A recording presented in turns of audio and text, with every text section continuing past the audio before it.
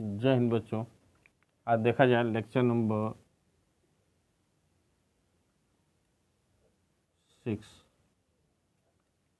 Question number है ये 1 कर लें। लेक्चर नंबर 6 का question number 1, integration 0 to π/2 x into sine x d x. खंडशः समाकलन है, काफ़ी आसान, आप आसानी से कर सकते हैं। यहाँ लिख सकते हैं solve i equal to integration 0 to π/2 x into sine x d x. इसको हम तोड़ते हैं, इसको प्राथमिकता पहला देते हैं, इसको दूसरा खंड से समाकलन आइलैट मेथड से। तो x इंटू इसका समाकलन माइनस कॉस एक्स माइनस यही वाली वैल्यू पहले का अवकलन 1 इसका कॉस एक्स, तो लिख सकते हैं माइनस कॉस एक्स, तो ये हो जाएगा plus cos x d x. और यहाँ लिमिट रख देते हैं π/2 to 0।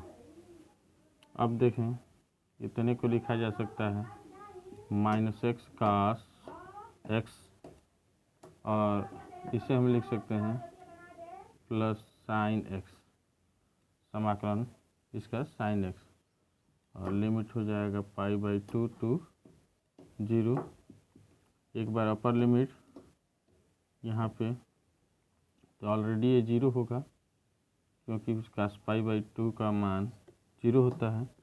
और यहाँ ध्यान दें साइन का 1 होगा, तो यहाँ 0 यहाँ 1, तो फर्स्ट टाइम 1 मिलेगा, यानी यहाँ लिख सकते हैं 0 + 1 माइनस, जब सब्ट्रैक्ट करेंगे तो 0 रखने पे ये 0 हो जाएगा, और यहाँ 0 रखने पे 1 होगा, लेकिन यहाँ 0 और 0 रखने पे ये 0, यानी कुल मिला के 0 और यहाँ -0 मिला के वैल्यू क्या मिलेगा 1। ये 1 मिल गया, काफ़ी आसान है। एक बार अपर लिमिट एक बार लोअर लिमिट पुटअप करते हैं। क्वेश्चन नंबर 2 को देखा जाए। क्वेश्चन नंबर 2 सॉल्व करते हैं। इसको i इक्वल टू लिख सकते हैं integration 1 to Q3 log x/x into D x. अगर log x/x हो तो हम log x को t मान लेते हैं। यहाँ कर लेते हैं let log x equal to t। जैसे इसको t मानेंगे तो इसकी अवकलन करेंगे तो 1/x dx इक्वल टू हो जाएगा dt। तो यहाँ dx इक्वल टू लिख सकते हैं x dt। वही वैल्यू रखते हैं, और यहाँ पर लिमिट भी चेंज हो जाएगा। तो 1 रखेंगे तो 0, t का मान 0 होता है, log 1 की वैल्यू 0 होती है, और 3 रखने पर log 3 होगा t का मान। तो यही रख देते हैं इंटीग्रेशन 0 to log 3, लिमिट हो गया। और यहाँ रखते हैं t/x, और यहाँ पर रखते हैं dx की जगह पर x dt। तो यहाँ x से x कैंसिल हो जाएगा, और t का समाकलन t²/2, और अपर लिमिट हो जाएगा log 3, और लोअर लिमिट हो जाएगा 0। अपर लिमिट रखने पर 1/2 पहले बाहर कर लेते हैं। अपर लिमिट रखेंगे तो log 3 का स्क्वायर, और एक बार 0 रखेंगे तो ऑलरेडी 0 हो जाएगा, अर्थात इतने के प्लेस पे हम डायरेक्ट लिख सकते हैं हाफ log 3 का होल स्क्वायर। यही आंसर होगा। तो काफ़ी आसान है, देखा जाए और भी बहुत सारे क्वेश्चन हैं, तो इनको मिटाते हैं फिर क्वेश्चन करते हैं। कुछ ब्रेक लेते हैं। देखा जाए नेक्स्ट क्वेश्चन सॉल्व करते हैं। आई इक्वल टू लिख सकते हैं इंटीग्रेशन 0 to π/2 और यहाँ है sine cube x into cos x d x. इस टाइप के क्वेश्चन को कैसे सॉल्व करते हैं भाई? तो यहाँ देखें साइन क्यू एक्स है, तो घात अधिक है तो इसी को टी मान लेते हैं। Let sine x equal to t, इसका अवकलन ही होगा, तो ये हो जाएगा कॉस एक्स डी एक्स। अवकलन करने पर इक्वल टू डी टी, यानी इतने के प्लेस पर डी टी रख सकते हैं, लेकिन लिमिट चेंज हो जाएगा। लिमिट चेंज करेंगे, एक बार जीरो रखेंगे तो साइन जीरो का मान जीरो, यानी टी का मान जीरो, और एक बार यहाँ ध्यान दें, एक बार π/2 रखेंगे तो 1, टी का मान 1, तो ये लिमिट रख देते हैं, लिमिट चेंज हो जाएगा। इंटीग्रेशन अब 0 to 1 करेंगे, यहाँ लिखेंगे टी क्यू और यहाँ लिख देंगे इतने के प्लेस पे डी टी। इसका अवकलन समाकलन काफ़ी आसान है, पावर टी का पावर 4/4, अपर लिमिट कितना है 1, लोअर लिमिट 0, पुटअप कर देते हैं। एक बार 1 रखते हैं तो 1/4 होगा, हम -0 रखेंगे तो 0 होगा, यानी हम आंसर 1/4 लिख सकते हैं आसानी से। ये काफ़ी आसान है। अगला क्वेश्चन देखते हैं इसी भांति, तो करते हैं इसको भी सॉल्व। लिख सकते हैं आई इक्वल टू, यहाँ से देखें इंटीग्रेशन 0 to π/2 और यहाँ लिख सकते हैं कॉस एक्स डी एक्स, नीचे देखें अपान में 1 प्लस साइन एक्स है और यहाँ इंटू 2 प्लस साइन एक्स। तो साइन एक्स को टी मान लिया जाए, यहाँ काफ़ी आसान है, लेट कर लेते हैं sine x equal to t. अब साइन एक्स को टी मानते हैं तो यहाँ पे हो जाएगा कॉस एक्स, अवकलन करने पे cos x d x equal to d t, और ऊपर देख रहे हैं कास डी एक्स है तो इसके जगह पर डी टी रख देते हैं। लिमिट भी चेंज होगी, लिमिट को भी चेंज कर लेते हैं, 0 रखेंगे तो टी का मान 0 मिलेगा और π/2 रखेंगे तो टी का मान 1 मिलेगा। अब करते क्या है भाई, यहाँ इंटीग्रेशन 0 to 1, यहाँ हो जाएगा cos D x D T के जगह पे हम डायरेक्ट डी टी लिख देते हैं, और यहाँ हो जाएगा 1 प्लस टी और दूसरे में हो जाएगा 2 प्लस टी। अब इसको अब सॉल्व करेंगे आंशिक भिन्न के समाकलन पे, पार्शियल इंटीग्रेशन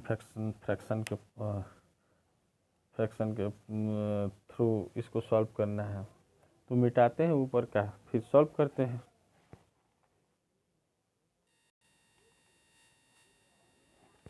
देखा जाए इतने को हम लेट कर लेते हैं, लेट 1/1 प्लस टी और यहाँ लिखते हैं 2 प्लस टी। तो ध्यान दें यहाँ इक्वल टू लिखते हैं a/t प्लस 1, यहाँ लिख देते हैं b/t प्लस 2। क्रॉस मल्टीपल करेंगे तो 1 equal to a into t plus 2 मिलेगा और b इंटू मिल जाएगा t प्लस 1। यहाँ से हम मान निकाल सकते हैं।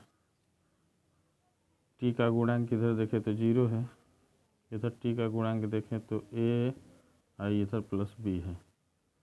इधर अचर पद देखें तो 1 है, इधर अचर पद देखें तो 2a है और इधर अचर पद देखें तो b है। तो अगर a प्लस b 0 है, इसका मतलब ये है कि दूसरे के अपोजिट है, इसका मतलब यहाँ माइनस a लिख सकते हैं। तो 1 equal to 2a minus a बराबर 1 का वैल्यू a का वैल्यू 1 हो गया।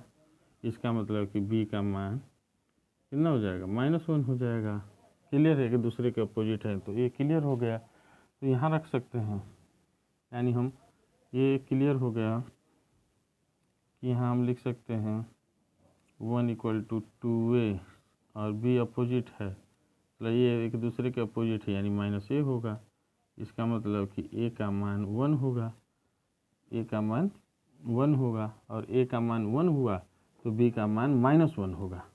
यहाँ रखते हैं इंटीग्रेशन 0 to 1 और dt बाई t+1 और यहाँ t+2 into t+2 equal to लिख सकते हैं integration a dt by t+1 और plus integration b dt by t+2 रखते हैं। a का मान 1 तो यहाँ हो जाएगा dt बाई t+1 और यहाँ रखते हैं b का -1 तो यहाँ हो जाएगा dt बाई t+2 और ये मान रख दें तो इसको लिख सकते हैं, नीचे लिख देते हैं I equal to log t+1 और यहाँ माइनस log t+2 और लास्ट में हम क्या कर सकते हैं, एक स्टेप मिटा देते हैं। लास्ट में हम लिख सकते हैं I equal to log sin x + 1 minus log sin x + 2 क्योंकि हमने जिसको t माना है उसको रखेंगे ही और लिमिट भी लगाते हैं भाई, लिमिट भी लगाते हैं, ये हम लोग भूल ही गए। तो लिमिट लगाते हैं तो t के फॉर्म में तो sin t रखने की ज़रूरत नहीं है, यहीं पे लिमिट कर लेते हैं डायरेक्ट इसके 0 to 1 और यहाँ भी 0 to 1 तो यहाँ भी हो जाएगा 0 to 1। तो लास्ट में लिख सकते हैं t का मान तो log 2 होगा 1 अपर लिमिट लेने पर माइनस log 3 और लोअर लिमिट लेंगे तो यहाँ 1 लेंगे 0 यानी यहाँ 0 हो जाएगा तो -0 अब माइनस का माइनस करेंगे तो प्लस यहाँ log 2 प्लस log 2 जुड़ के हो जाएगा 2 गुना यानी यहाँ लिख सकते हैं डायरेक्ट 2 log 2 माइनस log 3 ये आंसर काफ़ी आसान है। तो देखते हैं कितना हुआ। आज के लिए एक और क्वेश्चन रहा, एक लास्ट वाला क्वेश्चन सॉल्व किया जाए। सॉल्व I इक्वल टू लिख सकते हैं इंटीग्रेशन 0 to π/3 और ऊपर है cos x अपान 3 + 4 sin x dx। इस टाइप का क्वेश्चन है। ऐसे क्वेश्चनों को सॉल्व करने के लिए करेंगे क्या, sin x को t मान लेते हैं या पूरे पद को t मान एक ही हुआ कर लिया जाए, मान ही लेते हैं वैसे ही मान लेते हैं। तो sin x को t मान लेते हैं या पूरे पद को मान लेते हैं, लेट कर लेते हैं, let 3 + 4 sin x equal to dt। अब सॉल्व करते हैं यहाँ से 4 ये 0 हो जाएगा 4 ये हो जाएगा cos x dx equal to dt। तो यहाँ देखें cos dx की वैल्यू हो जाएगा dt/4। ये वैल्यू उठा के यहाँ रख दिया जाए इंटीग्रेशन और लिमिट भी चेंज हो जाएगी ना, लिमिट भी चेंज कर देते हैं, लिमिट भी चेंज कर देते हैं या उतना ही मान रख देंगे लास्ट में और फिर उसका लिमिट रख देंगे, एक भी वो भी बात सही है। तो एक काम कर लेते हैं इतना ही रखते हैं तो ये 0 to π/3 और यहाँ हो जाएगा dt/4 4 बाहर ले लेते हैं 1/4 और यहाँ लिख देते हैं t और यहाँ लिख देते हैं t। इसका हल किया जाएगा तो इसकी वैल्यू हो जाएगी log 3 + 4 sin x और लिमिट कितना लग जाएगा 0 to π/3 और रखते हैं log 1/4 पहले से है तो यहाँ हो जाएगा 1/4 रखा जाए अपर लिमिट लॉग, इसको टी समझें, डायरेक्ट टी रखते फिर वो बातें कही है, या इसको हम इतना ही रखते हैं 3 + 4 sin x, तो इतना रखेंगे तो x 4 का गुणांक भी को अपान में रखना पड़ेगा। 4 टी के पदों में ही पहले कर लें, यहाँ टी लिखें log टी। अब क्या करते हैं, लिमिट यहाँ रखते हैं। अब टी के तो पदों में हमको लिमिट नहीं रखना है, उनको x के पदों में रखना है, तो डायरेक्ट ये x में बदलेंगे log, यहाँ लिखेंगे 3 + 4 sin x। अब रख सकते हैं हम लिमिट 0 to π/3। अब यहाँ से डायरेक्ट रखें 1/4, यहाँ लिमिट रखते हैं, ये हो जाएगा log 3 + 4 sin sin 60 अंश का मान कितना, √3/2 ये होगा। एक बार 0 रखते हैं, -log 3, 0 हो जाएगा ये, तो यहाँ पे कटा दें इसको तो 2, यानी लिख सकते हैं 1/4 log 3 + 2 √3 और -log 3। ध्यान दें ये एक ही में है, पद एक है, ये अलग है। चलिए ठीक है, ये इतना आंसर लिख देते हैं। ये क्वेश्चन सॉल्व हुआ। बस आज के लिए इतना ही। धन्यवाद बच्चों आप लोगों को।